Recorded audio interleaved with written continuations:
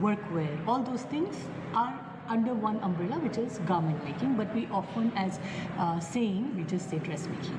So when you do dressmaking, obviously you will be using a machine, but there are 12, or in our curriculum we have, although in this we don't have 12 stitches, we have less than that, but we introduce students to a couple of more stitches because those are really very useful when you do dressmaking.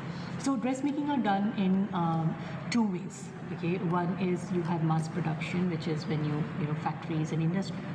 Another is couture dressmaking. Couture dressmaking meaning that you are doing customized clothing, and you'll be very surprised to know in couture dressmaking, 70% of sewing is done by hand.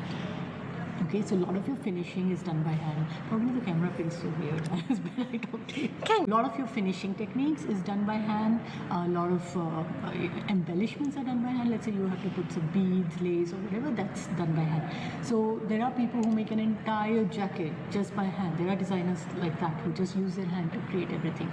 So in couture dressmaking, the combination is different, whereas in mass production, in industry is different. Obviously, mass production is all about efficiency.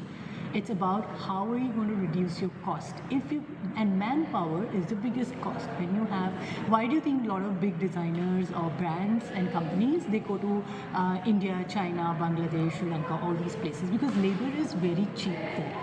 Now that's a different story, that are they given fair wages, how much are they earning per hour, per piece, that's a different story altogether. Yes, there is a lot of sustainability issues in industries, and that's why companies are being we are holding them accountable about how they are actually producing their garment.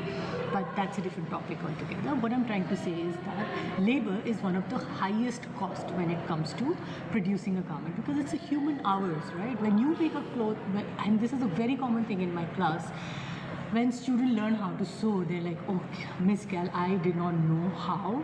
This was so difficult to do, and so much time and energy goes into it. We will be more respectful to the tailors from now on. So yeah, exactly. When you know what goes into making a garment, you then realize that how much time, energy